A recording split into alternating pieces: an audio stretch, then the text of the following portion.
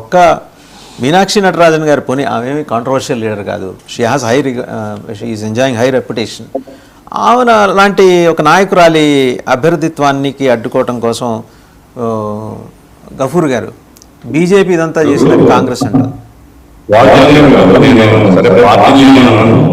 Party ticket ఇచ్చింది, party చూడదు ఆ అప్లికేషన్ ఫిల్అప్ చేయడం, అది ఇది పార్టీ వాళ్ళు ఎవరో ఆమెకు నచ్చిన వాళ్ళు లేదా ఆమెకు నమ్మకమైన వాళ్ళని పెట్టుకుంటారు.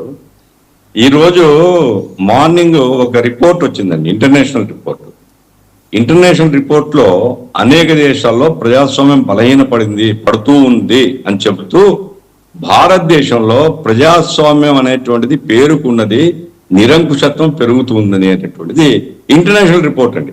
ఇదే మీరు చెప్పేటువంటి డీప్ స్టేట్ నుంచి వచ్చే రిపోర్ట్ కాదు, ఇది ఇంటర్నేషనల్ స్టాండర్డ్ రిపోర్ట్. కాబట్టి సంస్థ పేరేంటో చెప్తారా ఒక మాట, దాని జాతకం కొంచెం నేను వెరిఫై చేసుకొని మీకు ఫోన్ చేస్తాను, ఎందుకంటే నాకు గుర్తు రావడం లేదు కాబట్టి నేను చెప్పడం లేదు. మార్నింగ్ విన్నాను నేను. పోతే మీనాక్షి నటరాజన్ గారు ఎందుకంత అజాగ్రత్తగా ఉన్నారని దాన్ని నా దగ్గర ఆన్సర్ లేదు.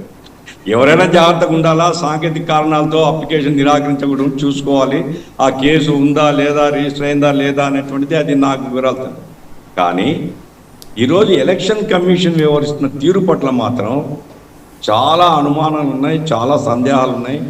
ఎలక్షన్ కమిషను ఒక పార్టీ చేతిలో పోయింది అనేటువంటిది ప్రజల విశ్వాసం. ఆ దాంట్లో భాగంగానే నేను దీన్ని చూస్తున్నాను. ఎందుకంటే ఇప్పుడు అక్కడ ఓడిపోతే మనం చేసేది ఏం లేదు, అలా కాంగ్రెస్ వాళ్ళు బీజేపీ ఓటేస్తారనుకోండి, మనం చేసేది ఏముంది. కానీ పోటీ కూడా జరగకుండా నివారించడం అనేటువంటిది, దాన్ని అడ్డుకోవడం అనేటువంటిది సరైన ప్రజాస్వామిక చర్య కాదని నా అభిప్రాయం. పోటీ జరిగి ఉండాల్సింది. ఆ రకంగా మీనాక్షి నటరాజన్ నాకు తెలిసినంత వరకు, నాకు పెద్ద వివరాలు తెలియవు కానీ, బట్ ఉన్నంతలో సిన్సియర్గా ఉండేటువంటి కాంగ్రెస్ నాయకురాలుగా కనపడుతుంది. తెలంగాణ విషయంలో కూడా నిర్మోహమాటంగా మాట్లాడుతుంది ఆమె. కాబట్టి సాంకేతిక కారణాలతో అడ్డుకోవడం సరైనది కాదు.